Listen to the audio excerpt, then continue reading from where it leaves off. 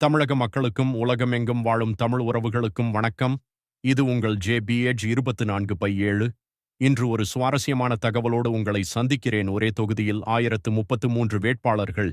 இந்திய தேர்தல் வரலாற்றின் வினோத சம்பவம். அதை பற்றிய முழுமையான தகவல்களைத்தான் இன்றைய வீடியோவில் நாம் பார்க்கப் போகிறோம். வாங்க வீடியோவுக்குள்ள போகலாம். வருடம் 1996.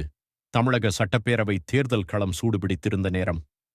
ஈரோடு மாவட்டத்தில் உள்ள மொடக்குறிச்சி தொகுதி ஒட்டுமொத்த இந்தியாவின் கவனத்தையும் தன் பக்கம் ஈர்த்தது. காரணம், அங்கு போட்டியிட மனு தாக்கல் செய்த வேட்பாளர்களின் எண்ணிக்கை மட்டும் 1033. ஏன் இத்தனை பேர்? இது ஏதோ தற்செயலாக நடந்ததல்ல. விவசாயிகளின் கோரிக்கைகளை அரசு கவனிக்கவில்லை என்ற கோபத்தில் விவசாய சங்கங்கள் எடுத்த ஒரு நூதனமான போராட்ட வடிவம்தான் இது. அரசின் கவனத்தை ஈர்க்க ஆயிரக்கணக்கான விவசாயிகள் தேர்தலில் வேட்பாளர்களாக களமிறங்கினார்கள். 1033 வேட்பாளர்கள் என்றால் சும்மாவா? அவர்களுக்கு சின்னம் ஒதுக்குவதற்கே தேர்தல் ஆணையம் திணறிப் போனது.